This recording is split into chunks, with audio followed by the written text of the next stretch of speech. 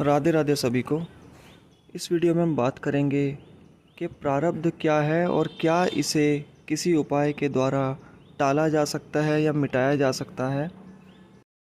तो प्रारब्ध हमारे ही किए हुए पिछले जन्मों के पाप और पुण्य कर्म होते हैं।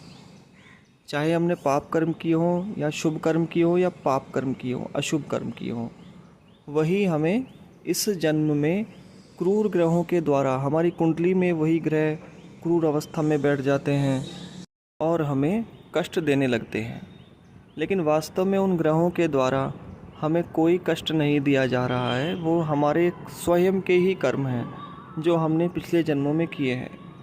लेकिन सवाल ये है कि प्रारब्ध जो पहले से ही तय हो चुका है, हमारे कर्मों का परिणाम, क्या उसे किसी उपाय के द्वारा मिटाया जा सकता है या उसे टाला जा सकता है।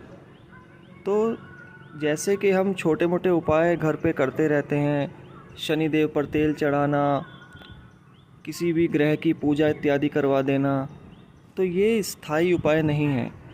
ये इसी तरह हैं जैसे हमें अभी बुखार हुआ, हमने उसकी दवाई ली, लेकिन इसका मतलब यह नहीं कि अब आगे कभी बुखार नहीं होगा।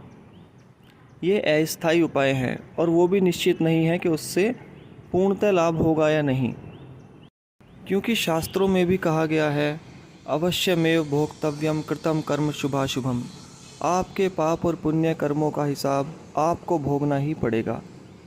लेकिन फिर भी गीता में भगवान श्री कृष्ण ये भी कहते हैं कि जो मेरी शरण में आ जाता है वो उसके सारे पापों को क्षमा कर देते हैं। तो ग्रहों के भी ऊपर कौन है? भगवान यानी परमात्मा। तो अगर आप उनकी शरण में जाते हैं, उन्हें 100% समर्पण कर देते हैं, जिसमें कि कुछ भी आपका उसमें शक या शंका, भय इत्यादि नहीं होना चाहिए।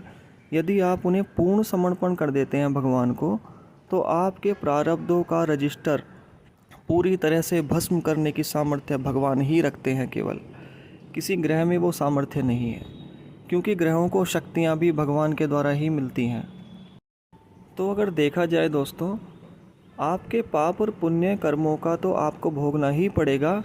लेकिन अगर किसी में सामर्थ्य है कि आपके प्रारब्ध को पूर्णतः भस्म कर दे, तो वो केवल भगवान है और कोई नहीं। धन्यवाद।